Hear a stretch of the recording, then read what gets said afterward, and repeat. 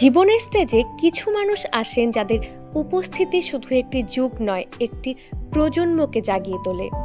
তাদের গল্প শুধু ইতিহাস নয়, জীবনের শিক্ষা।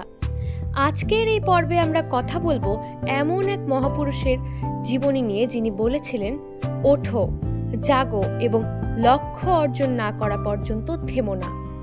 তিনি হলেন স্বামী বিবেকানন্দ।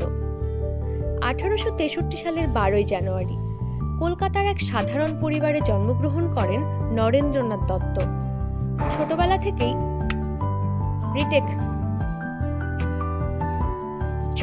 থেকেই তার মধ্যে ছিল অদম্য কৌতূহল, শক্তি ও সত্যের খোঁজ। পিতার উদার মানসিকতা এবং তার মাতার আধ্যাত্মিকতা তার চরিত্রে গেঁথে গিয়েছিল।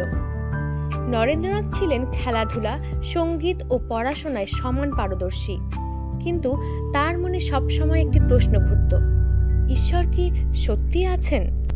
এই প্রশ্নের উত্তর খুঁজতে খুঁজতে তিনি ঘুরে বেড়াতেন সাধু সন্ন্যাসীদের কাছে। একদিন তার জীবনে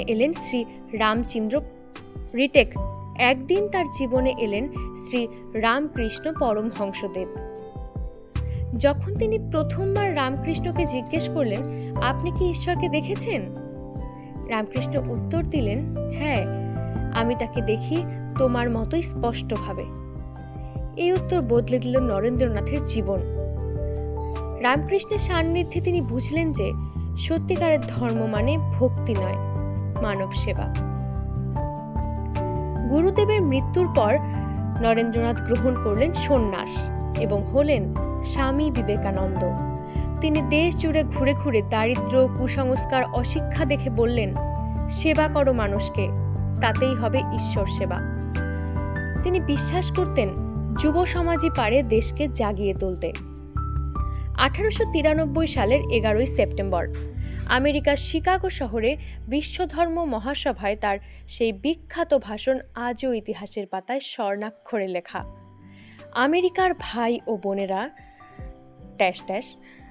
মাত্র কয়েক মিনিটের সেই বক্তৃতা পুরো বিশ্বকে চিনিয়ে দিল ভারতীয় আধ্যাত্মিকতার শক্তি এবং স্বামী বিবেকানন্দের অদ্বিতীয় ব্যক্তিত্বকে।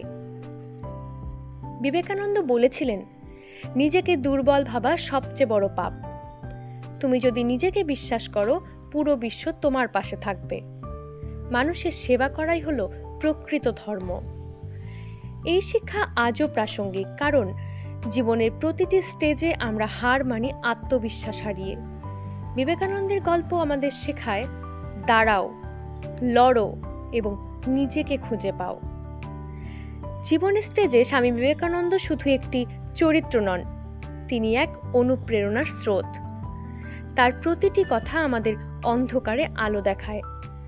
আজকের ভিডিওটি যদি ভালো লেগে থাকে তাহলে একটি লাইক করুন, বন্ধুদের সাথে শেয়ার করুন এবং আমাদের চ্যানেল জীবনের স্টেজকে সাবস্ক্রাইব করুন, কারণ আমরা প্রতিটি এপিসোডে নিয়ে আসব এমন সব মানুষের গল্প যারা চিরস্মরণীয়।